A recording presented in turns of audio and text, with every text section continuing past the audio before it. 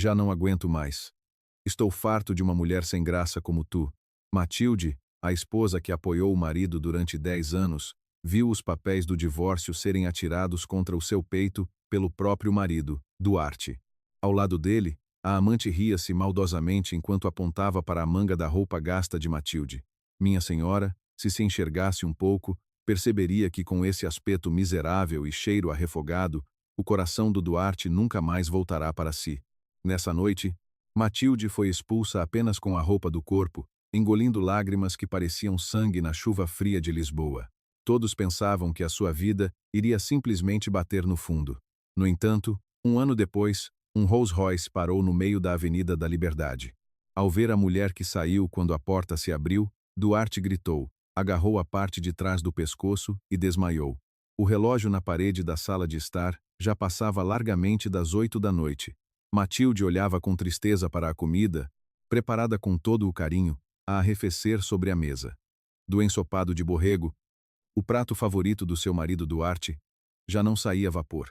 Ela cheirou o aroma à comida entranhado no seu avental e olhou fixamente para si mesma no espelho. Viu um rosto pálido e sem maquilhagem, o cabelo apanhado num puxo descuidado e uma t-shirt velha com os punhos gastos. Era a imagem de uma medalha de honra, de alguém que viveu 10 longos anos apenas para o sucesso e apoio do marido. Matilde esteve ao lado de Duarte, quando ele estudava para os exames da Ordem dos Advogados e quando passava noites em claro, num pequeno escritório, a tentar fazer crescer o negócio. Não comprou uma única peça de roupa para si mesma e cortou nas despesas de alimentação para impulsionar o marido, quando a empresa de Duarte finalmente descolou e ele se tornou o CEO que todos invejavam. Matilde sentiu-se mais feliz do que qualquer outra pessoa no mundo. No entanto, à sombra do sucesso do marido, o lugar de Matilde foi se tornando cada vez mais pequeno. O som mecânico da fechadura da porta ecoou agudamente na casa silenciosa. Matilde correu para a entrada com um sentimento de alegria, mas ficou paralisada no lugar, como se tivesse congelado. Ao lado de Duarte, estava uma mulher jovem e vistosa, de braço dado com ele. A mulher franziu o nariz, com uma expressão de desagrado pelo cheiro à comida que enchia a casa. Matilde abriu finalmente a boca com voz trêmula. Querido, quem é esta pessoa? Por que trouxeste uma desconhecida para casa? Em vez de responder à pergunta de Matilde, Duarte descalçou os sapatos violentamente e caminhou para a sala de estar. 9. No seu olhar não havia a antiga gentileza, apenas um frio desprezo. Duarte sentou-se confortavelmente no sofá e ofereceu o lugar ao lado à mulher que estava de pé. A mulher, sem sequer retribuir o olhar de Matilde, encostou a cabeça no ombro de Duarte e sorriu maldosamente. Duarte tirou um envelope branco da sua pasta de documentos e atirou-o para cima da mesa. Não há muito para conversar. Olha para este documento e assina-o. Vamos acabar com isto de forma limpa, sem perguntas sobre os motivos. Matilde sentiu a vista escurecer e agarrou-se à cadeira da mesa de jantar, cambaleando. No envelope colocado sobre a mesa, as palavras pedido de divórcio estavam impressas claramente em letras grossas. O impacto, como se o seu coração tivesse congelado, cortou-lhe a respiração e as pontas dos dedos tremiam incontrolavelmente. Matilde olhou para Duarte com um rosto incrédulo. O que é isto? Estás a dizer que te queres divorciar de mim? Os 10 anos que passamos juntos vão acabar com apenas este pedaço de papel? Duarte riu-se pelo nariz, como se estivesse a gozar, e afrouxou a gravata violentamente. A sua voz, afiada como uma lâmina, perfurou o coração de Matilde. 10 anos. Ah, obrigado por cuidares de mim durante esse tempo. Mas, Matilde, tu e eu já não estamos ao mesmo nível. Tu és apenas uma dona de casa que passa os dias a fazer refogados e a tratar da roupa, enquanto esta pessoa é alguém valioso que dará asas aos meus negócios. Tenho vergonha de ser visto contigo em público. A mulher sentada ao lado soltou uma gargalhada estridente. Enquanto arranjava as unhas, a mulher olhou Matilde de cima a baixo e lançou-lhe um olhar de desprezo evidente. Minha senhora, não fique tão desapontada. Ao lado de alguém como o Duarte deve estar uma mulher brilhante como eu. Uma pessoa com um aspecto miserável como o seu não combina, pois não? Acho que seria melhor para ambos se compreendesse a sua posição e se afastasse. Matilde sentiu o peito prestes a arrebentar de frustração e traição.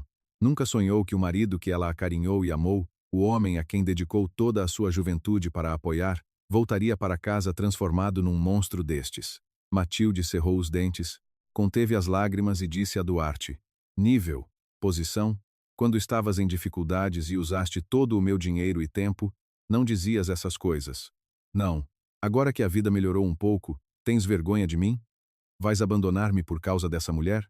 Duarte fez uma careta de aborrecimento e levantou-se do lugar. Aproximou-se de Matilde e encostou o rosto ao dela de forma ameaçadora. Dinheiro? Não fales das tuas poupanças insignificantes como se fosse uma grande ajuda. Se pensarmos nos custos do que comeste e onde dormiste até agora, fui eu quem pagou mais. Além disso, sabes que esta casa está em meu nome. Faz as malas e sai ainda esta noite. Não quero ver-te mais à minha frente. Matilde deu um sorriso seco. O facto de ter sido apenas uma governanta sem nome na família, que pensava ter construído com ele, penetrou-lhe até aos ossos. Duarte empurrou o ombro de Matilde violentamente e dirigiu-se para o quarto. Matilde sentou-se no chão e olhou para a sala de estar com um olhar vazio. Foi o momento em que 10 anos de vida se transformaram em espuma. Pouco tempo depois, Duarte trouxe uma mala velha de Matilde e atirou-a para fora da entrada. Vai e vive num lugar adequado ao teu nível. Não quero saber se vais viver a pedir esmola na rua com esse aspecto miserável. Não voltes a contactar-me. O som pesado da porta da entrada, a fechar-se, ecoou no corredor do prédio. Matilde abraçou a mala abandonada no chão frio do corredor e chorou baixinho. O ar da noite picava a pele como lâminas, e nas suas mãos restava apenas um desespero tremendo, sem ter para onde ir. No entanto, nos olhos de Matilde, algo para além da tristeza começava a surgir. Era o ressentimento de uma mulher traída e a semente de uma vingança fria contra aqueles que a pisaram. O frio da noite atravessava o casaco fino e picava a pele. Matilde vagueou pelas ruas de Lisboa sem destino e acabou por se sentar num banco de um pequeno jardim. Expulsa da casa onde viveu durante 10 anos, tinha apenas uma mala velha na mão. As lágrimas que lhe escorriam pelo rosto secaram friamente sem que ela desse conta, molhando a zona do peito. As vozes de escárnio de Duarte e Inês ecoavam na sua cabeça como um zumbido, toldando-lhe a consciência. Matilde procurou na mala com as mãos trêmulas e tirou a carteira. Lá dentro, não havia sequer dinheiro suficiente para sobreviver uns dias. No momento em que o desespero a atingiu como uma onda e estava prestes a sufocá-la, as pontas dos seus dedos tocaram numa sensação dura e esquecida.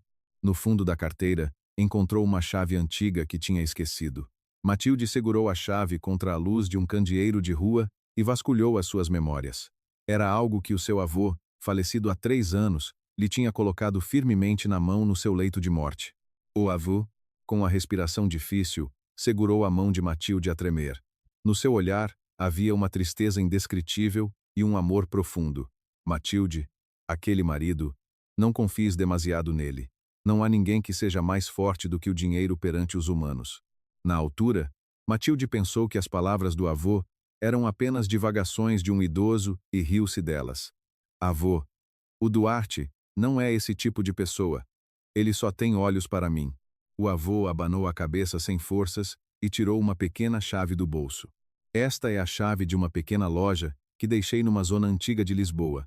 Se algum dia não tiveres onde te abrigar da chuva e do vento, vai para lá. Matilde verificou a morada presa à chave e levantou o corpo pesado. O único lugar no mundo para onde ela podia ir naquele momento era ali.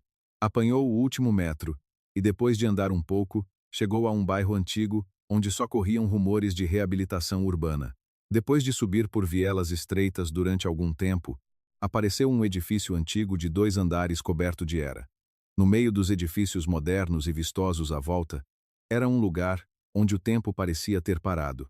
Matilde enfiou a chave na fechadura ferrugenta e rodou-a cuidadosamente. Com um clique, a pesada porta de ferro abriu-se com um rangido. O cheiro a pó e o ar úmido atingiram-lhe o nariz, mas Matilde sentiu um estranho alívio. Acendeu a lanterna do telemóvel e iluminou o interior, vendo mesas e cadeiras antigas colocadas desordenadamente. O lugar estava exatamente como quando o avô geria o negócio de antiguidades. Matilde encontrou um cofre antigo num canto do edifício. Lembrou-se que o avô lhe tinha dito o código do cofre, juntamente com a chave do edifício, Matilde marcou os números um a um com dedos trêmulos. Quando marcou o último número, a porta do cofre abriu-se com um som surdo. Lá dentro, havia um maço de documentos amarelecidos e um pequeno saco de camurça. Matilde abriu os documentos cuidadosamente e susteve a respiração enquanto lia. Eram os títulos de propriedade deste edifício e dos terrenos circundantes. O avô não era um antiquário comum, mas sim um proprietário abastado escondido nesta zona. No fundo dos documentos, havia uma carta escrita com a letra desajeitada do avô. Os olhos de Matilde encheram-se de lágrimas, e ela apertou a carta contra o peito. A carta detalhava a localização de um fundo secreto e certificados que ele tinha preparado para o caso de Matilde sofrer depois de casar. Quando abriu o saco de camurça, pedras preciosas que emitiam uma luz deslumbrante caíram. Não eram meros adornos, mas pedras brutas raras com um valor incalculável. Matilde sentou-se no chão e chorou durante algum tempo, chamando o nome do avô. Percebeu quão insignificante era o brilho do marido que a abandonou e da sua amante diante do brilho daquelas pedras preciosas. A tristeza desapareceu do seu olhar e uma vontade fria começou a brotar. A esposa que foi abandonada por ser de um nível diferente estava agora pronta para se erguer numa posição que ele nunca conseguiria alcançar. Matilde levantou-se em frente a um espelho coberto de pó e olhou diretamente para o seu rosto. Arranjou o cabelo despenteado, limpou o pó que tinha colado e murmurou baixinho: "Avô, vou deixar de viver como uma tonta. Vou fazer com que as pessoas que me pisaram se arrependam para o resto da vida." A noite estava a clarear do lado de fora da janela, afastando a escuridão. O sol da manhã que iluminava o edifício antigo parecia estar a abençoar o novo começo de Matilde. Matilde guardou o saco de pedras preciosas no fundo da mala e deixou o edifício. Já não era uma mulher em fuga. 9. Operado comerado que ação inteirados em Tena 2 Sal, mas sim uma general a dirigir-se para o campo de batalha para recuperar o que era seu. Parecia já ouvir o som da vida luxuosa, que Duarte e Inês desfrutavam a desmoronar-se como um castelo de areia. Matilde apanhou um autocarro em direção à Baixa, com um sorriso frio. A vingança tinha acabado de começar. Na cobertura de Duarte, festas frenéticas eram realizadas todas as noites sob luzes vistosas. Menos de uma semana, depois de expulsar Matilde, ele substituiu todos os móveis da sala de estar por artigos de luxo. Os objetos, com as marcas de uso de Matilde, foram atirados para o lixo impiedosamente, como se fossem imundície. Inês abria champanhe caro no meio da sala, embriagada com a sensação de vitória. Ela usava o cartão da empresa de Duarte para gastar dezenas de milhares de euros por dia, entrando e saindo das áreas VIP dos grandes armazéns, como se fossem a sua casa. Duarte olhava com satisfação para o luxo de Inês, vendo-o como uma medalha que exibia o seu próprio sucesso.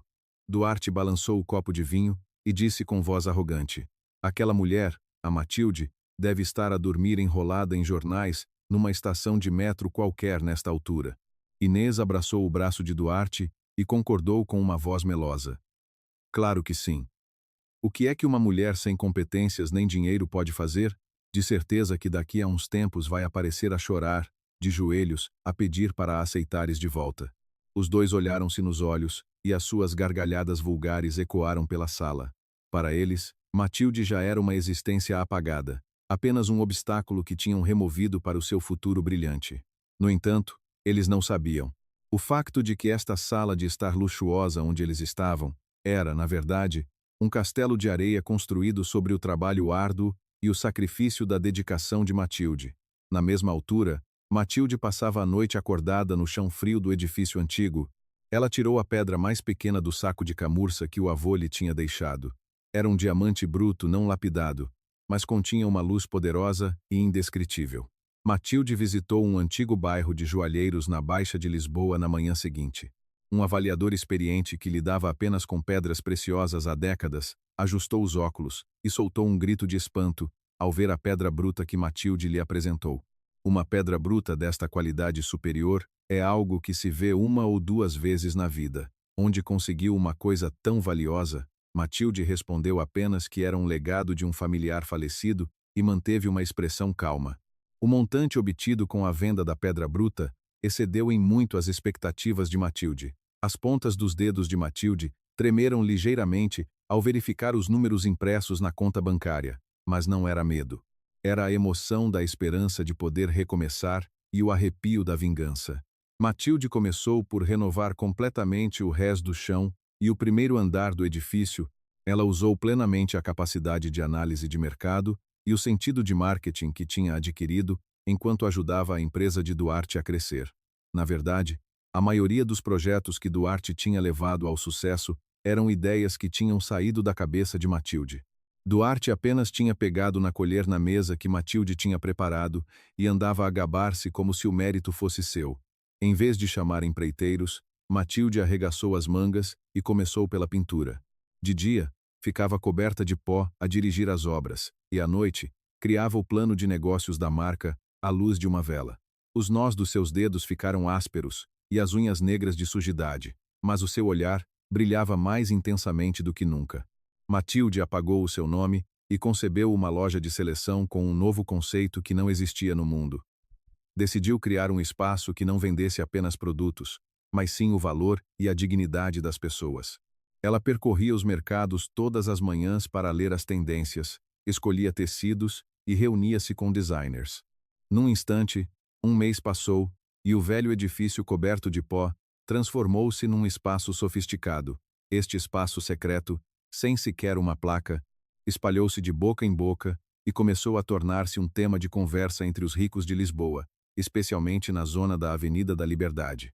Matilde comunicava apenas através do pseudônimo Raquel, mantendo uma estratégia misteriosa por estar completamente envolta num véu. Ela sabia. O facto de que as pessoas ficam mais entusiasmadas com o que não conseguem ter e anseiam mais pelo que não conseguem ver. Apesar de ainda não ter aberto oficialmente, a loja de seleção de Matilde já estava inundada de pedidos de reserva e mostrava sinais de grande sucesso. Entretanto, a empresa de Duarte começava a mostrar fissuras. Os novos projetos que ele tinha avançado sozinho, sem o conselho de Matilde, fracassaram uns atrás dos outros e o fluxo de caixa estava a piorar. No entanto, longe de admitir a sua incompetência, Duarte culpava a economia e passava o tempo a divertir-se com Inês. Inês não percebia que a carteira de Duarte estava a ficar mais vazia e continuava a gastar dinheiro em compras de marcas de luxo. Duarte franziu a testa e disse a Inês: Inês, a conta do cartão deste mês parece ser demasiado alta. Não podes controlar-te um pouco? Inês arregalou os olhos e refutou as palavras de Duarte sem piedade. Duarte, se queres ter uma mulher como eu ao teu lado, este custo de manutenção é natural. Não estarás a pensar em fazer-me viver miseravelmente como aquela tonta, pois não? Duarte não teve outra opção senão calar-se perante a refutação de Inês. Ele estava cego pela juventude e pelo glamour de Inês, e desviava o olhar do facto de que a sua base estava a tremer.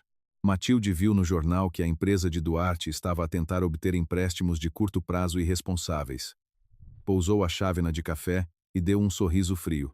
Duarte, vais perceber em breve quão facilmente o mundo que criaste se pode desmoronar. Matilde estava finalmente pronta para mostrar as suas capacidades ao mundo. A primeira flecha da vingança que ela tinha preparado estava apontada silenciosamente ao coração de Duarte. O primeiro andar de um antigo edifício sem placa, perto da Avenida da Liberdade, tornou-se um local de visita obrigatória para o topo de 1% dos ricos de Portugal. Não havia dourados vistosos, nem iluminação excessiva, mas a dignidade contida que emanava de todo o espaço era suficiente para impressionar quem o visitava. A proprietária deste lugar, Raquel, ou seja, Matilde, já não era a dona de casa que esperava o marido com uma t-shirt velha. Ela vestia fatos elegantes feitos à medida, usava joias extraídas do seu sucesso como toque final e geria a loja. Os sentidos que tinham estado adormecidos enquanto vivia como a sombra de Duarte durante 10 anos, floresceram esplendidamente através deste negócio que começou a usar o seu nome. Matilde olhava-se ao espelho todas as manhãs e confirmava o seu olhar mudado. Os olhos outrora vagos e sem confiança tinham desaparecido, e agora uma inteligência aguçada que via através das intenções dos outros e uma frieza ocupavam esse lugar.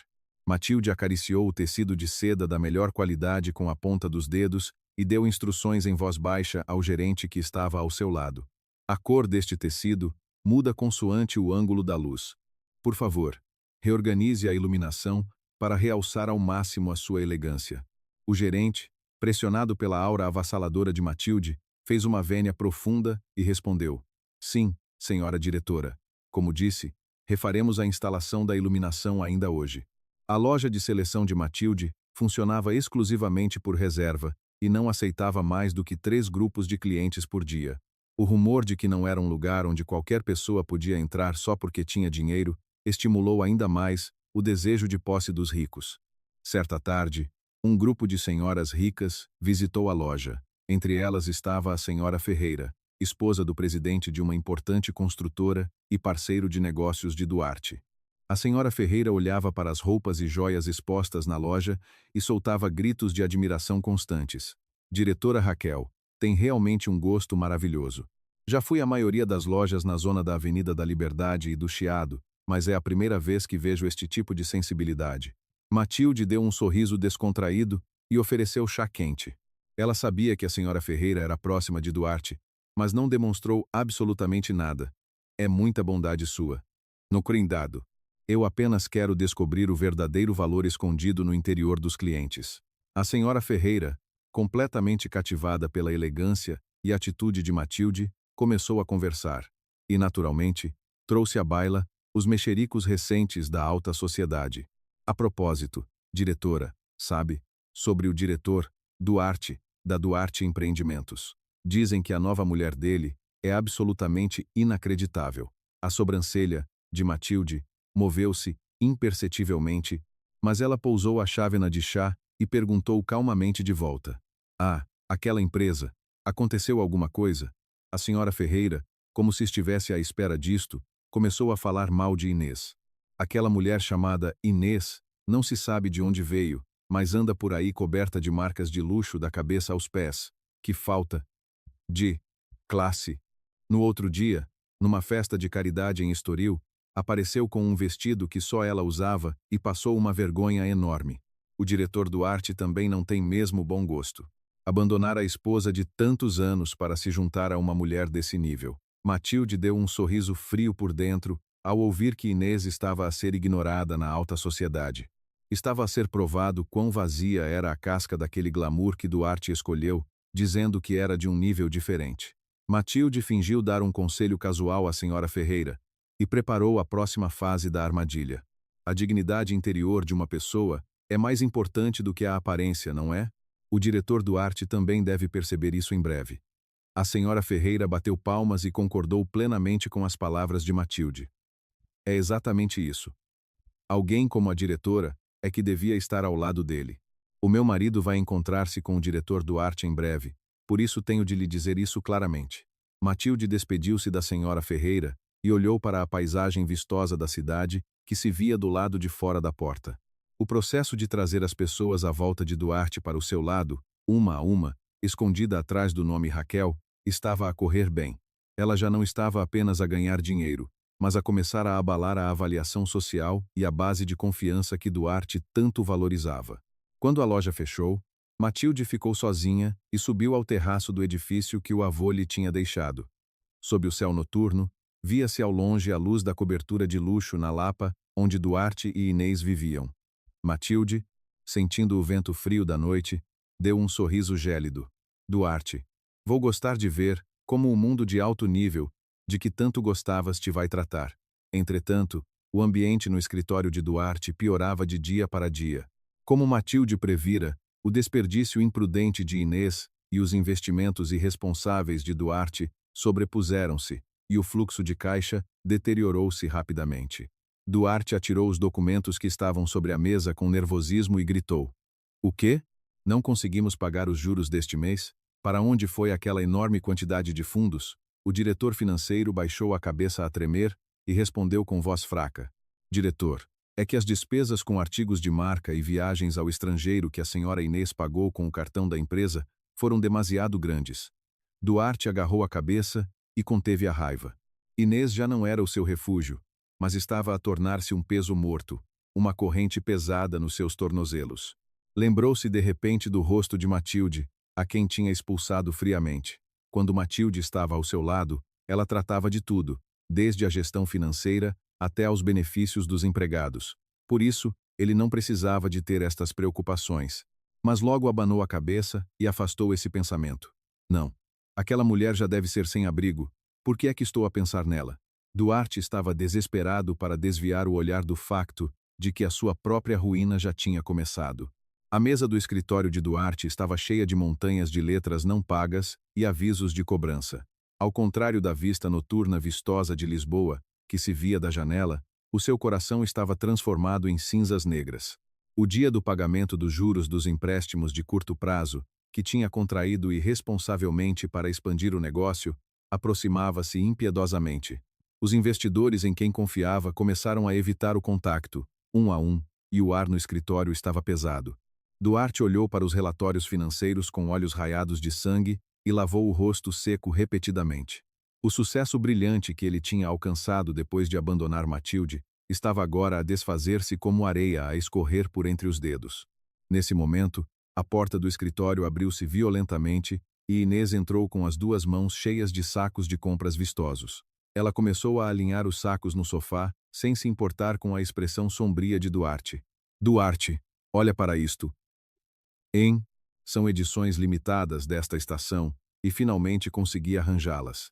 Se eu levar isto à minha reunião, toda a gente vai ficar de boca aberta.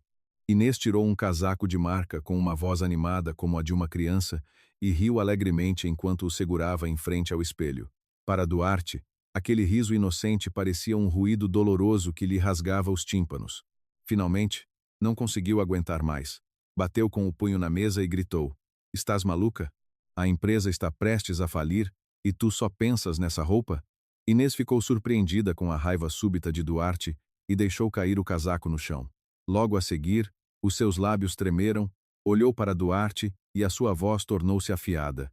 "Duarte, estás a gritar comigo agora? Achas que estou a ter este trabalho todo para quem? Podes dizer isso a alguém que está a tentar manter a tua dignidade?" Duarte soltou um riso seco, levantou-se e caminhou na direção de Inês. Apontou para os sacos de compras espalhados no chão e gritou com voz rouca: "Dignidade? Sabes de onde vem o dinheiro que estás a usar? É o dinheiro da empresa, o cristal do meu sangue e suor.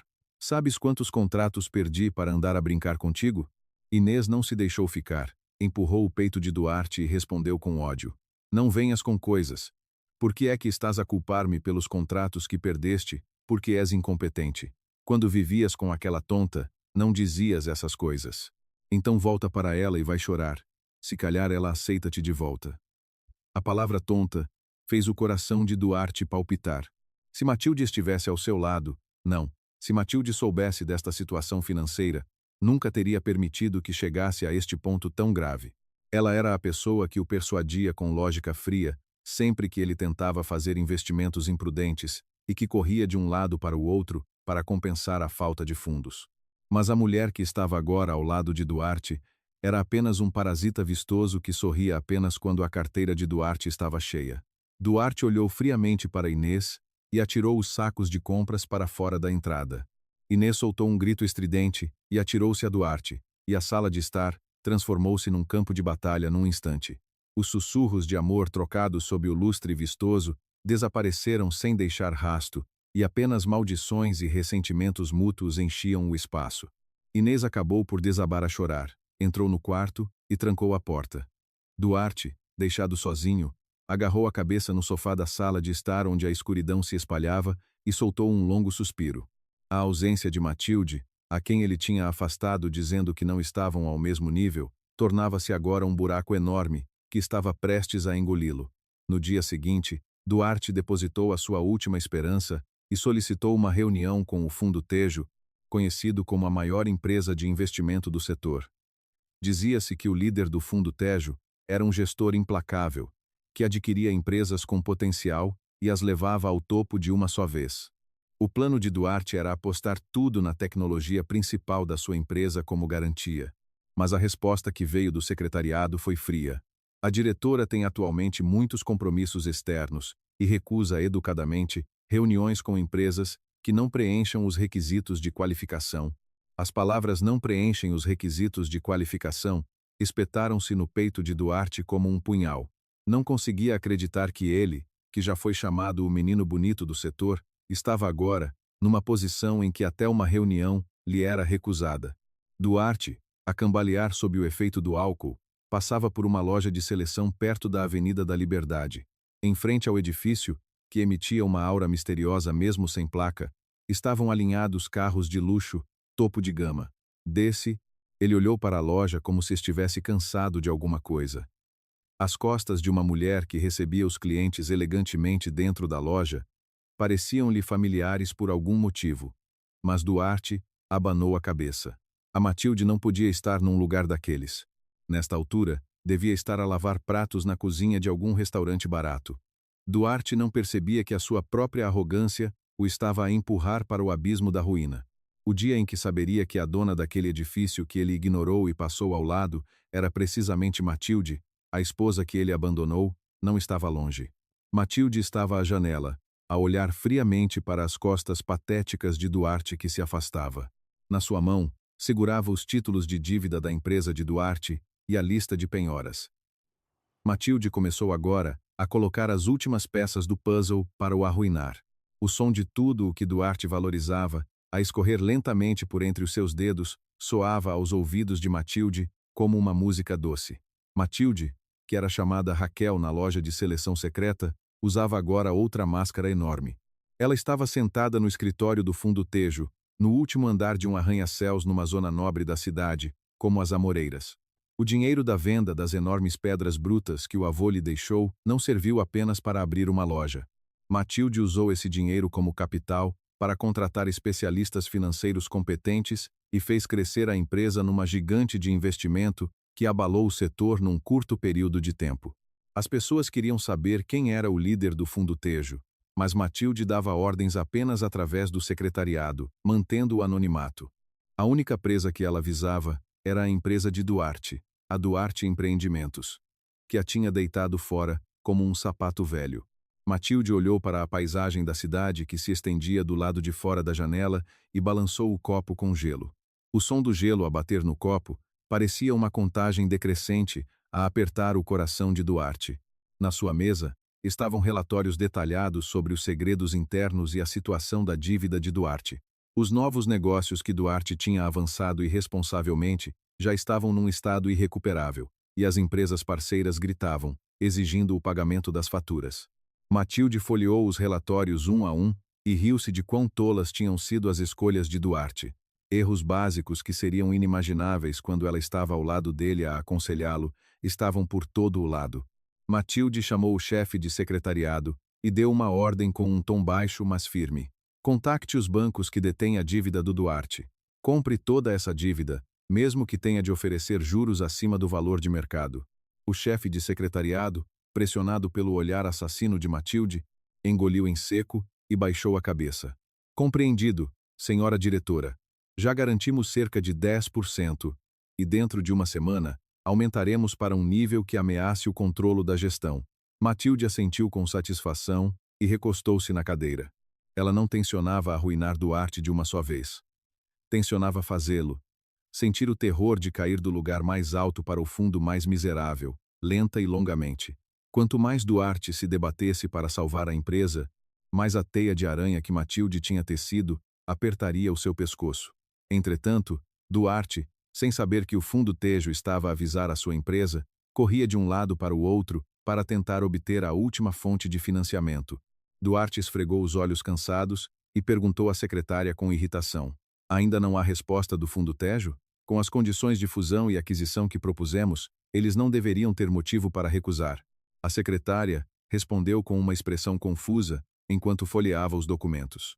Diretor, é que o fundo Tejo voltou a exigir os ativos da nossa empresa e parece que o objetivo deles é participar na gestão e não um investimento geral. Duarte bateu na mesa e gritou. Participar na gestão? Eles querem comer a minha empresa? Nunca vou permitir. Este lugar está impregnado com o meu sangue e suor. Mas os gritos de Duarte eram apenas ecos vazios. Os funcionários já estavam inquietos com os atrasos nos salários e os acionistas pressionavam fortemente, exigindo a demissão de Duarte. Duarte estava esmagado pelo estresse extremo e só conseguia adormecer todas as noites com a ajuda do álcool. De cada vez, Os olhos tristes de Matilde apareciam na escuridão para o atormentar, mas ele desviava o olhar desesperadamente. Matilde esperou pelo momento em que as ações de Duarte bateram no fundo e começou a caçada a sério. Ela comprou grandes quantidades de ações da Duarte Empreendimentos, em nome do Fundo Tejo, e tornou-se rapidamente a acionista maioritária. Agora, a única forma de Duarte sobreviver era esperar pela decisão da diretora do Fundo Tejo, ou seja, Matilde. Matilde levantou-se em frente ao espelho e vestiu-se da forma mais vistosa e fria. Pintou os lábios com um batom vermelho escuro e realçou os olhos de forma penetrante. A antiga Matilde submissa tinha morrido, e agora restava apenas a imagem de um predador pronto a engolir o adversário. Matilde deslizou o dedo sobre o pedido de reunião de Duarte, que estava sobre a mesa. O homem que a tinha ignorado e expulsado tanto, estava agora à espera do lado de fora da porta, implorando apenas pela sua misericórdia. Matilde não tinha pressa. O plano era revelar a sua identidade apenas quando a presa estivesse suficientemente exausta e desesperada. Ela deu instruções à secretária para adiar a reunião para daí a uma semana. O inferno de ansiedade que Duarte iria sentir durante essa semana era o primeiro presente de Matilde. No caminho para casa, Matilde passou em frente à casa de onde tinha sido expulsa. A cobertura de luxo onde Duarte e Inês viviam via-se sob as luzes vistosas. No entanto, o que se ouvia de lá não eram risos felizes, mas sim gritos agudos e o som de coisas a partir-se. Matilde parou o carro, apreciou o som durante algum tempo e depois arrancou silenciosamente. Duarte, o som do teu castelo falso, a desmoronar-se, é muito agradável. A lâmina da vingança já tinha chegado mesmo ao coração de Duarte. Matilde começou a preparar o palco para o golpe final. O bar do último andar de um hotel de luxo no centro de Lisboa era famoso como local de encontro secreto para os pesos pesados da economia e da política. Duarte estava sentado neste lugar, onde a vista noturna vistosa da cidade se estendia aos seus pés e uma melodia de jazz agradável tocava, escondendo a sua impaciência. Para superar a crise de falência da empresa, agarrando-se à última esperança, ele ia encontrar-se hoje aqui com um investidor importante. No entanto, mesmo depois das 8 horas, a hora marcada, o outro lado não aparecia, e apenas os copos vazios aumentavam à frente de Duarte. Ele afrouxou a gravata violentamente e olhou pela janela. Há poucos meses, nunca sonharia que estaria numa posição em que teria de esperar por alguém num lugar destes. Nesse momento, um estranho silêncio pairou perto da entrada do bar e os olhares das pessoas concentraram-se num ponto. Uma mulher vestida com um vestido de seda de alta costura e um elegante colar de pérolas entrou com passos graciosos. Cada vez que ela dava um passo, a bainha do vestido ondulava suavemente, emitindo uma aura avassaladora que parecia mudar até o ar à sua volta para algo com classe. Duarte pousou o copo que estava a beber sem pensar e fixou o olhar na figura dela, como se estivesse enfeitiçado. Ela foi conduzida para o lugar VIP no centro do bar e o gerente curvava-se repetidamente, tratando-a com a máxima cortesia. Duarte teve uma vaga esperança de que aquela mulher pudesse ser a pessoa do Fundo Tejo de quem ele estava à espera. Duarte arranjou o rosto no espelho e endireitou a postura. Decidiu aproximar-se dela usando como arma a sua aparência cuidada e as boas maneiras em que confiava tanto quanto na sua capacidade de gestão. Chamou o empregado e mandou entregar uma garrafa do melhor champanhe na mesa dela. Pouco tempo depois, Duarte aproximou-se da mesa dela com um sorriso o mais descontraído possível. A mulher estava a ler documentos, mas percebeu a presença de alguém, levantou a cabeça devagar e olhou para Duarte. No momento em que os seus olhos se encontraram, Duarte sentiu o coração congelar. Era certamente uma mulher que via pela primeira vez, mas algures naqueles olhos profundos e frios passou uma sombra familiar. Duarte escondeu desesperadamente a sua confusão e falou com voz gentil. Peço desculpa por incomodar, mas a sua figura sozinha era tão bela que não resisti. Chamo-me Duarte e tenho um negócio aqui perto. Em vez de responder, a mulher olhou Duarte de cima a baixo com um olhar frio. Esse olhar estava cheio de um desprezo e um escárnio como se estivesse a olhar para um inseto insignificante. Duarte ficou um pouco desconcertado com a reação dela, mas acreditou que isso era uma prova do seu alto nível e começou a lançar piropos descarados. Se não for incômodo, posso juntar-me a si por um momento? Seria uma honra poder falar com uma pessoa tão valiosa como a senhora. A mulher pousou a caneta, que tinha na mão sobre a mesa, e deu um sorriso maldoso. A sua voz, fria e transparente como água gelada, penetrou nos ouvidos de Duarte. Era o senhor Duarte? Não é o famoso diretor, que abandonou a esposa fiel, dizendo que não estavam ao mesmo nível? Não é. Não é. Não é. Duarte sentiu o sangue a correr ao contrário no corpo todo ao ouvir as palavras dela, que conhecia o seu passado. Começou a gaguejar e a dar desculpas apressadamente. Ah, isso é um mal-entendido. Eu também tinha as minhas razões, e, acima de tudo, só queria encontrar uma vida adequada ao meu nível. A mulher inclinou o copo de vinho elegantemente, enquanto ouvia as desculpas patéticas de Duarte. Ela pensou em atirar o vinho à cara de Duarte, mas murmurou baixinho, como se até esse esforço fosse um desperdício. Nível? Por que não olha um pouco para a sua figura atual? Estar aqui sentado como um pedinte para encontrar um investidor é o nível de que fala? Duarte sentiu a raiva a subir, mas intuiu que a identidade dela não era comum e conteve a raiva à força. Voltou a dar um sorriso servil e estendeu a mão para tentar pegar na mão dela. Parece que conhece bem a minha situação. Por acaso é do fundo Tejo? Se der bem comigo, também terá grandes lucros. Nesse momento, a mulher tirou lentamente os óculos de sol que usava e olhou Duarte de frente. Embora estivessem escondidos pela maquilhagem carregada, os olhos e os lábios correspondiam perfeitamente aos de Matilde, a quem Duarte tinha desprezado e abandonado. Duarte gritou, recuou, tropeçou na cadeira e caiu desajeitadamente no chão. Matilde, tu, como é que estás aqui? É impossível. Devias estar a viver como uma sem-abrigo.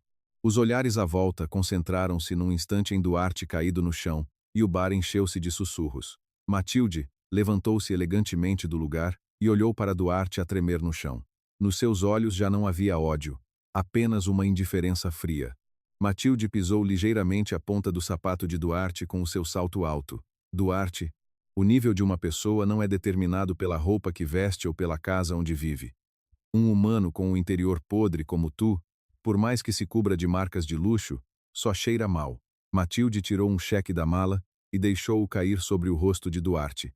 Isto é para pagar o champanhe que me ofereceu há pouco. Não preciso de troco, por isso beba mais alguma coisa adequada ao seu nível. Matilde saiu do bar, sem olhar para trás. Os funcionários do hotel correram para tentar levantar Duarte, mas ele olhava fixamente para o cheque que Matilde tinha deixado, com uma expressão de choque. O que o tornou ainda mais miserável do que o valor escrito no cheque foi aquela dignidade avassaladora de Matilde a olhar para ele. Duarte agarrou a parte de trás do pescoço e gemeu de dor. O coração parecia que ia rebentar e o rosto ardia de vergonha. A esposa que ele tinha abandonado por ser de nível baixo brilhava agora como um sol para o qual ele nem sequer conseguia olhar. Matilde saiu do bar e soltou um longo suspiro, enquanto sentia o vento fresco da noite. Sentiu que o nó que tinha no fundo do peito se desfazia um pouco. Mas isto era apenas o começo. A humilhação que deu a Duarte não era nada comparada com as maldades que ele tinha cometido. Matilde entrou no carro e ligou para o chefe de secretariado. Prepare o relatório final de avaliação da Duarte Empreendimentos. Amanhã de manhã, vou acabar completamente com aquele homem. O carro de Matilde rasgou a escuridão e afastou-se suavemente. A queda de Duarte avançava agora para uma catástrofe irreversível. Duarte passou a noite em claro. O momento humilhante que tinha vivido no bar do hotel estava gravado na sua retina como uma queimadura e não desaparecia. Nunca tinha sonhado que Matilde apareceria com uma figura tão vistosa e digna. Mas Duarte negou a realidade. Convenceu-se a si mesmo de que ela tinha tido sorte e aberto uma loja, depois de vender algumas joias que o avô lhe tinha deixado. Para ele, o problema mais urgente agora eram as letras de valor astronômico que tinha de pagar até a tarde de hoje. A empresa já estava paralisada e os funcionários faziam as malas e abandonavam o escritório um a um. Nesse momento, o telemóvel de Duarte vibrou. Agitando o escritório silencioso, era um contacto do secretariado do Fundo Tejo. A diretora autorizou a reunião agora. Por favor, venha à sede dentro de 30 minutos. Duarte gritou com a sorte inesperada e levantou-se do lugar. Mudou de camisa apressadamente e colocou no pulso o relógio mais caro que tinha e que estimava. Acreditava que se este investimento tivesse sucesso, A humilhação que sofreu com Matilde e o conflito com Inês seriam tudo resolvido. Duarte chegou em frente ao arranha-céus nas Amoreiras, onde estava o fundo Tejo. Duarte engoliu em seco perante a imponência e a atmosfera avassaladora do edifício. O 35º andar, onde chegou no elevador privado, estava num silêncio de morte e até o ar parecia congelado. O som dos sapatos de Duarte a caminhar pelo longo corredor ecoava alto. A secretária que o guiava abriu uma pesada porta de mogno e convidou-o a entrar. Duarte entrou com um sorriso educado, tentando não parecer servil. O interior do escritório tinha uma vista fantástica de Lisboa, através de janelas do chão ao teto. Atrás de uma mesa enorme, uma cadeira de espaldar alto estava virada para a janela. Duarte pensou que a pessoa sentada na cadeira era o líder deste enorme império financeiro e fez uma vênia profunda. Muito prazer. Sou Duarte, da Duarte Empreendimentos. Muito obrigado por me conceder este tempo precioso hoje. Talvez percebendo que a voz de Duarte tremia, a cadeira começou a rodar lentamente. Ele levantou a cabeça, rezando sinceramente para que o investimento tivesse sucesso. Mas no momento em que a cadeira se virou completamente, e ele confirmou o rosto do seu ocupante, o coração de Duarte parou. Lá estava Raquel, que ele tinha encontrado no hotel. Não, era Matilde, sentada com um sorriso frio. Matilde, num fato preto ainda mais frio e avassalador do que no dia anterior, olhava para ele de cima. Duarte recuou com a boca aberta e bateu no canto do sofá. Matilde, por que é que... por que é que está sentada aí? A voz de Duarte estava rouca e tremia miseravelmente. Matilde girou levemente a caneta de tinta permanente que estava sobre a mesa com a ponta dos dedos enquanto olhava para Duarte. O seu olhar brilhava intensamente como o de uma fera que encurralou a presa. Senhor Duarte, pode manter um pouco de educação num local público? Chamei-o aqui, na qualidade de diretora executiva do Fundo Tejo. Duarte sentiu a cabeça a arder em branco. A ex-mulher que ele pensava ser dona de uma loja de seleção era a líder do enorme capital que segurava a espada da sua vida e morte. Esta era uma tragédia demasiado cruel para ser chamada realidade. Matilde atirou um maço de documentos para a frente de Duarte, que estava atordoado. Eram as provas dos ativos tóxicos da empresa e da dupla contabilidade que Duarte tinha tentado esconder desesperadamente. É esta a realidade do plano de negócios que trouxe? Parece que precisa de uma investigação criminal e não de um investimento. Duarte caiu de joelhos e sentou-se no chão. Estendeu a mão para a ponta do sapato de Matilde e começou a implorar com voz suplicante. Diretora Matilde, eu estive mal. Houve uma altura em que não estava bom da cabeça, mas nós vivemos juntos durante 10 anos. Ajuda-me só uma vez. Se esta empresa falir, eu estou mesmo acabado. Matilde puxou a cadeira para trás, antes que a mão de Duarte lhe tocasse, e rejeitou-o friamente. Dos seus lábios saíram as palavras que Duarte lhe tinha dito outrora. 10 anos. Devias estar grato por teres podido viver no luxo com o meu dinheiro durante esse tempo. A propósito, Senhor Duarte, é difícil falar consigo, porque o nosso nível é demasiado diferente. Duarte gemeu com a dor das suas próprias palavras, a voltarem como flechas e a espetarem-se no seu peito. Matilde levantou-se do lugar e aproximou-se da janela para olhar para baixo. As suas costas irradiavam a dignidade de uma rainha inacessível. Não se esqueça que os 10 anos que deitou fora se tornaram hoje a maior arma para levar a sua empresa à falência. Eu não o chamei para o ajudar. Chamei-o para o notificar de que vou adquirir formalmente, não, liquidar a empresa vazia que tem hoje. Duarte soltou um grito desesperado e arranhou o chão. A liquidação da empresa significava que toda a propriedade e honra que Duarte possuía desapareceriam num instante. Matilde chamou a secretária e deu instruções para arrastar Duarte para fora. Não vale a pena enfrentar mais um humano de nível tão baixo. Expulse-o. Duarte foi agarrado pelos braços pelos seguranças e arrastado para fora, enquanto continuava a chamar desesperadamente o nome de Matilde. Mas Matilde não olhou para trás nem uma vez.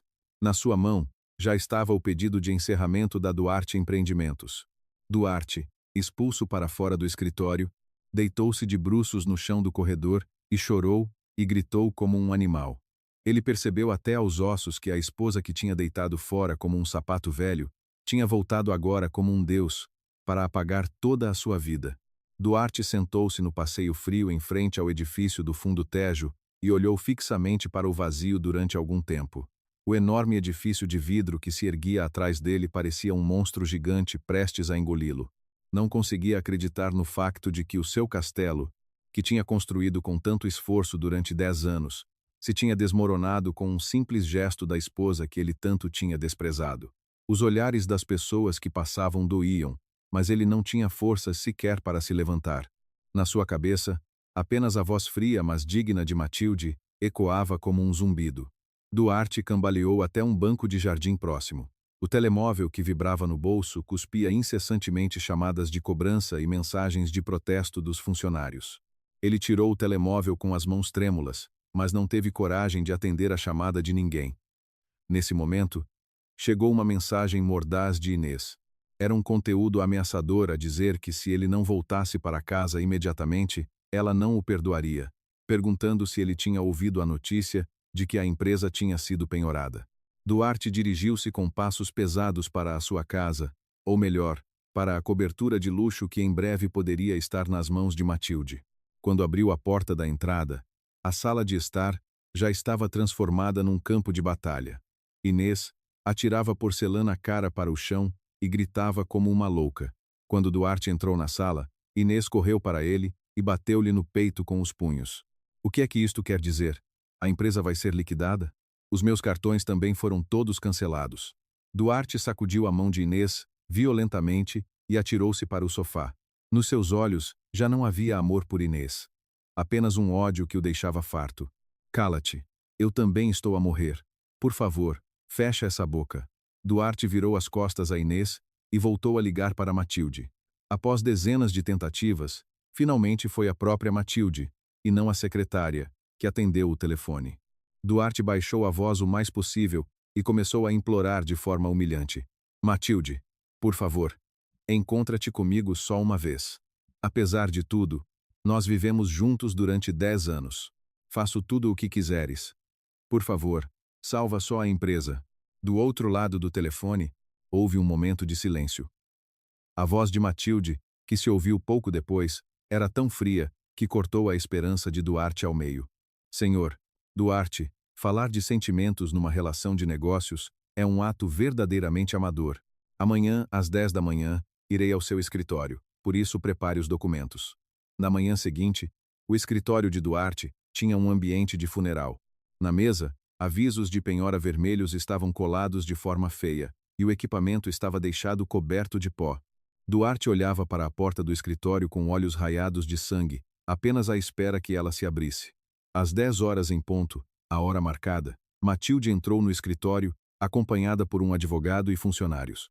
O seu passo era digno e o fato de marca que vestia realçava a sua inteligência fria. Duarte saltou do lugar para a receber, mas Matilde sentou-se na cabeceira da mesa sem sequer olhar para ele.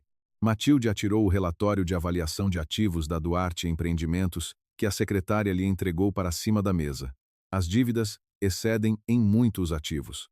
Se acrescentarmos as acusações de peculato e abuso de confiança, o senhor Duarte não sairá da prisão para o resto da vida. Duarte ficou pálido. Correu para a frente de Matilde e ajoelhou-se. Tentou agarrar a bainha das calças de Matilde, mas os funcionários impediram-no firmemente. Diretora, Matilde, eu pago tudo. Vou arranjar dinheiro de alguma forma e compensar tudo. Por isso, não apresentes queixa. Por favor, ajuda-me.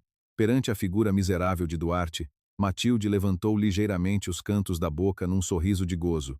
Ela olhou fixamente para o rosto de Duarte e fez uma proposta cruel. Há apenas uma forma de o ajudar, mas terá de deitar fora esse orgulho ridículo que tem. Consegue fazer isso? Duarte acenou com a cabeça loucamente, agarrando-se a essa última esperança.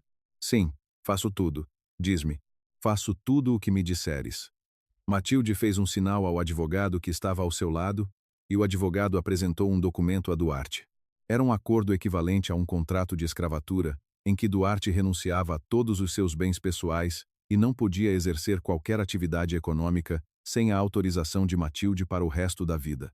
Além disso, incluía a obrigação de cortar completamente a relação com Inês e de a processar ele próprio por fraude. Duarte leu o conteúdo do documento e as suas mãos tremeram. Era uma condição em que ele não só arruinaria Inês com as suas próprias mãos, como também teria de rastejar aos pés de Matilde para o resto da vida. Como Duarte estava a hesitar, Matilde levantou-se do lugar e pegou na mala. Parece que não temos tempo. Se não quer, encontramo-nos na esquadra da polícia. Se a investigação do Ministério Público começar, todo o dinheiro sujo que está a esconder será revelado. Duarte viu as costas de Matilde a afastar-se e gritou como se estivesse a pedir socorro. Eu assino. Por favor, não vás embora. Duarte assinou o documento a chorar. Foi um momento humilhante, em que apagou a sua própria vida com as suas próprias mãos. Matilde verificou o documento assinado, deu um sorriso frio e olhou para Duarte. Foi uma boa escolha, senhor Duarte. Agora, não passa de uma casca vazia que não tem nada. Ah, e eu própria darei a notícia a Inês. Matilde deixou Duarte no escritório e saiu elegantemente pela porta. Duarte, deixado sozinho no escritório, agarrou a placa de CEO a que se tinha agarrado e chorou. Os negócios são cruéis, e a vingança de Matilde foi muito mais limpa e perfeita do que Duarte imaginava. Matilde caminhou pelo corredor e deu instruções silenciosas à secretária. Mande a polícia para a residência da Inês. Apresente também a queixa do senhor Duarte. Ela tem de provar o inferno sem falta. Nos olhos de Matilde havia o brilho inabalável de uma vencedora. A cena daqueles que a pisaram a desmoronarem-se, enquanto se feriam mutuamente, estava prestes a desenrolar-se diante dos seus olhos. Inês abriu o cofre secreto que tinha escondido debaixo da cama no quarto com gestos apressados. Foi logo depois de ouvir a notícia de que a empresa de Duarte se tinha desintegrado e que todos os seus bens tinham sido confiscados. Para ela, Duarte foi apenas um multibanco que funcionou de forma vistosa do início ao fim. Longe de amor, agora que a riqueza e a honra que ele possuía tinham desaparecido, Duarte era para ela uma existência inferior a lixo mal-cheiroso. Inês enfiou anéis de diamantes e barras de ouro que estavam no cofre, numa mala de viagem grande, respirando de forma ofegante enquanto o fazia. Aquele estúpido do Duarte armava-se tanto em importante e acabou por ficar sem um tostão, sem conseguir sequer proteger uma mulher. Dos seus lábios saíam insultos e maldições descaradas contra Duarte sem parar. Inês fechou o fecho da mala e vestiu o casaco à pressa. Enquanto verificava o passaporte falso e o bilhete de avião que tinha preparado com antecedência, deu um sorriso maldoso. Antes de casar com Duarte, ela já tinha um cadastro de se aproximar de vários homens ricos e de lhes extorquir grandes somas de dinheiro. Duarte ficou cego pela sua aparência vistosa e pelos seus encantos e nunca duvidou do seu passado. No momento em que Inês abriu a porta da entrada para fugir, a porta foi aberta à força com um som surdo do lado de fora. Quem lhe barrou o caminho foi a secretária de Matilde e vários agentes da PJ que tinham entrado. Inês ficou confusa e tentou esconder a mala atrás das costas, mas os inspetores bloquearam-lhe o caminho calmamente. Um dos inspetores apresentou o mandado de detenção a Inês e disse com voz fria: Senhora Inês, foi apresentada uma queixa contra si pelo senhor Duarte por fraude e peculato. Por favor, acompanhe-nos. Inês gritou, sentou-se no chão e começou a espernear. Larguem-me! O que é que eu fiz? Foi tudo o Duarte que me deu porque quis. Vocês não têm o direito de me prender. Os seus gritos ecoaram pelo corredor do prédio, mas as mãos dos inspetores eram firmes. Nesse momento, uma mulher com uma silhueta elegante caminhou lentamente por entre os inspetores. Era Matilde, vestida com um fato preto e a emitir uma inteligência fria. Matilde olhou friamente para Inês, que estava a fazer uma cena no chão, como se estivesse a olhar para a imundície. Matilde colocou o ecrã do tablet que tinha na mão em frente aos olhos de Inês. Nesse ecrã, estavam registrados em detalhe a lista de empresas fantasma que Inês tinha criado para lavar os fundos da empresa de Duarte e o fluxo de dinheiro. Presentes? Não. Isto é dinheiro público que desviaste enganando o Duarte. E que tal olhares também um pouco para estes documentos? Quando Matilde deslizou o ecrã, o rosto de Inês ficou cor de terra num instante. Lá estavam expostos os nomes falsos que Inês tinha usado no passado, os depoimentos de outras vítimas e as provas circunstanciais de que ela estava a tentar fugir para o estrangeiro. Matilde levantou ligeiramente o queixo de Inês com a ponta dos dedos e sussurrou com uma voz trocista. O Duarte pensava que eras uma menina de boas famílias, mas eu sabia desde o início. Que tipo de pessoa tu és? Que subiu de um esgoto sujo. Matilde já tinha investigado todo o passado de Inês, desde a fase inicial em que ela se aproximou de Duarte. Inês, pressionada pelo terror avassalador que sentia no olhar de Matilde, não conseguiu responder e apenas tremeu. A palavra nível, que ela dizia com tanta confiança, tornava-se agora uma corda que lhe apertava o pescoço. Os inspetores apreenderam a mala que Inês tentava levar e puseram-lhe algemas frias nos pulsos. Inês gritou com uma voz cheia de ódio para Matilde enquanto era levada. Matilde, tu não tens o direito de arruinar a minha vida. Tu és igual. Sabes por que é que o Duarte te abandonou? Porque está farto de mulheres chatas e rígidas como tu. Matilde não se mexeu com os insultos de Inês e levantou elegantemente a chávena de chá. Sim, fala o que quiseres. De qualquer forma, as únicas pessoas que vão ouvir a tua voz agora estão na prisão. Quando Inês desapareceu no fundo do corredor, um silêncio pesado caiu sobre a cobertura. Matilde desviou o olhar para o toucador que Inês usava.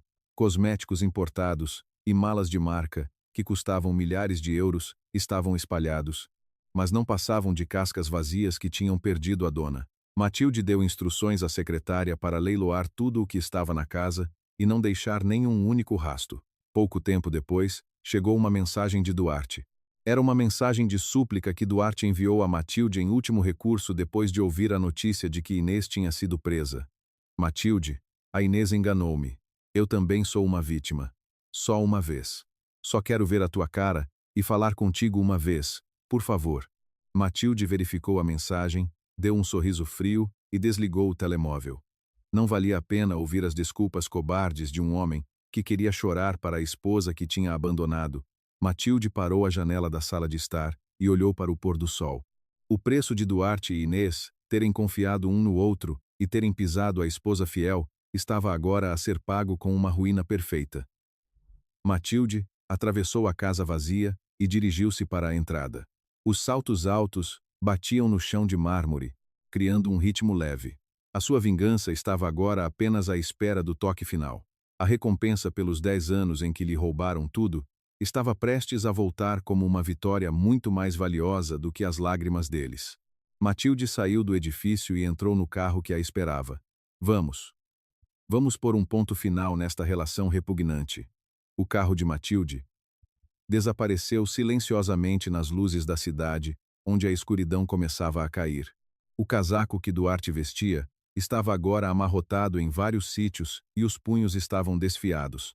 A figura daquele homem digno, que celebrava o seu sucesso em frente ao espelho, há apenas algumas semanas, não deixava rasto. No bolso, não tinha sequer dinheiro para pagar uma refeição imediata. Duarte aguentava o dia com um ramen instantâneo barato do supermercado e vagueava pelas ruas de Lisboa sem destino.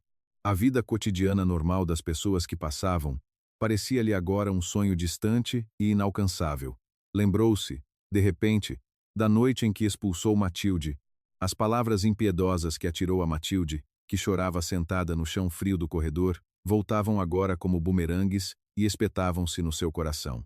Duarte agarrou-se à última esperança e dirigiu-se para a mansão de luxo em Cascais, onde se dizia que Matilde vivia. Acreditava, firmemente que, mesmo que Matilde tivesse mudado friamente, não o abandonaria completamente devido aos 10 anos que passaram juntos. O enorme portão de ferro da mansão emitia uma atmosfera imponente e barrava o caminho a Duarte. Ele tocou no intercomunicador com mãos trêmulas e pouco depois ouviu-se a voz afiada do segurança pelo altifalante. Duarte disse o seu nome e suplicou que queria ver a diretora a todo o custo. Após um longo silêncio, o portão de ferro abriu-se com um som pesado. Duarte atravessou o jardim com passos cambaleantes e dirigiu-se para a entrada. A porta da entrada abriu-se e Matilde apareceu, vestida com um vestido de seda branca deslumbrante, de pé elegantemente. Atrás dela, via-se uma sala de estar com iluminação acolhedora e móveis de luxo. Duarte encolheu-se, querendo entrar naquela paisagem vistosa, mas o olhar frio de Matilde pregou-o ao chão. Duarte ajoelhou-se aos pés de Matilde e chorou. Matilde, eu cometi um crime mortal. Fui enganado por aquela mulher e não estava no meu juízo perfeito. Sem ti, Eu não sou mesmo ninguém. Só uma vez. Por favor, aceita-me de volta. Só uma vez. A sua voz estava rouca e tremia miseravelmente. Matilde olhou para Duarte e não respondeu. Ligou o tablet que tinha na mão e reproduziu um vídeo. Era o vídeo de quando se casaram pela primeira vez há 10 anos, em que Duarte jurava amor eterno a Matilde. O Duarte no vídeo olhava para Matilde com o olhar mais puro do mundo e prometia protegê-la para o resto da vida. Duarte sentiu uma dor de cortar o coração ao ver o vídeo, porque percebeu agora, até aos ossos, quão precioso era o que ele próprio tinha pisado. Mas Matilde saltou o vídeo com um gesto indiferente. O vídeo seguinte era o que tinha sido captado por uma câmera escondida num peluche na estante da sala de estar no dia em que Duarte expulsou Matilde. Esta pessoa é alguém valioso que dará asas aos meus negócios. Tenho vergonha de ser visto contigo em público. Quando a voz de Duarte no ecrã ecoou na sala de estar, Duarte tapou os ouvidos e abanou a cabeça. As palavras vulgares e cruéis que saíram da sua própria boca pareciam rasgar a sua alma em pedaços. Matilde parou a reprodução do vídeo e levantou friamente o queixo de Duarte. Senhor, Duarte, já percebeu como é o mundo de alto nível de que falava? O que abandonou não foi apenas uma esposa, foi a sua única salvação. Matilde enfiou uma nota de 10 euros no bolso de Duarte. Isto é o troco daquela esmola que me atirou no dia em que me expulsou. Vá e coma todo o ramen instantâneo, adequado ao seu nível. Não volte a aparecer por aqui. Matilde disse isto, virou as costas friamente e entrou em casa. Duarte estendeu a mão pela fresta da porta que se fechava e gritou, mas a porta fechou-se impiedosamente. Duarte arranhou a porta trancada até as unhas se soltarem e chorou e gritou, mas a única resposta foi o ar silencioso da noite e o ladrar de cães ao longe. Percebeu que já não havia lugar para onde voltar, nem ninguém no mundo para o acolher. A riqueza e a honra que ele tanto desejara desapareceram como uma miragem, e ele foi atirado para a rua apenas com a sua natureza feia.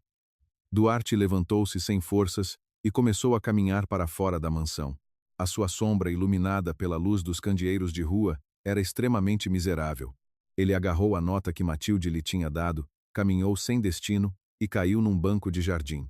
Nos olhos de Duarte, que olhava para o céu noturno, só havia arrependimento e desespero. Entretanto, Matilde olhava fixamente de dentro de casa para o lugar de onde Duarte tinha saído. A vingança tinha acabado, mas um canto do seu peito ainda estava vazio, como se um vento frio passasse por ele. Mas ela abanou a cabeça rapidamente e afastou esse vazio. Cortou completamente o passado que a tentou destruir. Agora, um novo amanhã esperava por ela. Matilde apagou a luz da sala e subiu as escadas. Mesmo na escuridão, os seus passos eram inabaláveis e dignos. Restava apenas o capítulo final. O primeiro passo da nova vida que ela ia escrever estava pronto para se desenrolar esplendidamente sobre o ponto final da queda de Duarte. Matilde estava no jardim do terraço, a respirar o ar frio da madrugada. Era uma hora tranquila, em que o barulho da cidade ainda não tinha acordado. O rio Tejo, ao longe, começava a brilhar em tons dourados com a luz da manhã. Na sua cabeça, os dias tempestuosos que viveu no último ano passavam como um filme. A antiga Matilde, que suportou 10 longos anos, já não existia. Ela era agora a dona de um edifício com o seu nome orgulhosamente exposto e uma empresária de sucesso que inspirava muitas pessoas. As notícias sobre Duarte e Inês chegavam ocasionalmente através das páginas de sociedade dos jornais. Dizia-se que Duarte tinha sido condenado a 3 anos de prisão por peculato e abuso de confiança e que chorava lágrimas de arrependimento atrás das grades frias. O mundo de alto nível que ele tanto valorizava foi o primeiro a abandoná-lo assim que ele caiu. Inês também foi condenada a uma pena pesada de 5 anos por fraude e roubo. Dizia-se que todo o dinheiro sujo e joias que ela tinha desviado tinham sido confiscados e devolvidos às vítimas. Matilde não se sentiu triste nem feliz com a ruína deles. Apenas pensou que a enorme providência do mundo, chamada causa e efeito, tinha voltado ao seu devido lugar. Matilde voltou ao escritório e olhou fixamente para um convite que estava sobre a mesa. Era um convite como convidada de honra para uma cerimônia de entrega de prêmios organizada por uma associação mundial de design. Era a prova de que a originalidade e a filosofia da sua loja de seleção tinham sido reconhecidas mundialmente. Matilde decidiu largar o fardo pesado, chamado vingança, e viver uma vida apenas para si mesma. Não como esposa ou nora de alguém, mas uma vida brilhante com o nome Matilde. Nesse momento, a secretária bateu à porta silenciosamente e entrou. A secretária entregou a Matilde um cesto de flores com uma expressão alegre. O cesto estava cheio de narcisos que exalavam um aroma fresco. No pequeno cartão junto ao cesto, estavam escritas palavras curtas, mas sentidas. Apoio-te. A ti que superaste a estação mais difícil e floresceste da forma mais bela. Matilde leu as palavras e um sorriso suave apareceu nos seus lábios. Fora enviado por Tiago, um parceiro de negócios e amigo que a tinha apoiado silenciosamente quando ela estava em dificuldades. Matilde olhou pela janela e murmurou calmamente. Acabou tudo. E vai começar tudo de novo. Nos seus olhos já não havia a tristeza nem o ressentimento do passado, apenas a esperança no amanhã e um profundo amor por si mesma.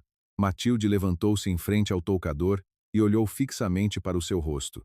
Havia marcas do tempo nos cantos dos olhos, mas o seu olhar estava mais límpido e cheio de força do que nunca. Matilde terminou de se preparar para sair e deixou o edifício com passos leves.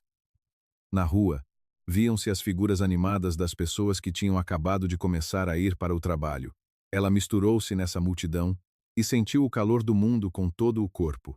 As pequenas flores na berma da estrada e o céu azul que antes não via saltaram-lhe à vista. Ela percebeu finalmente quão grande bênção era ser livre e amar-se a si mesma. Matilde visitou o local planeado para a sua nova loja no centro da cidade. Lá, ela desenharia novos sonhos e conheceria novas pessoas.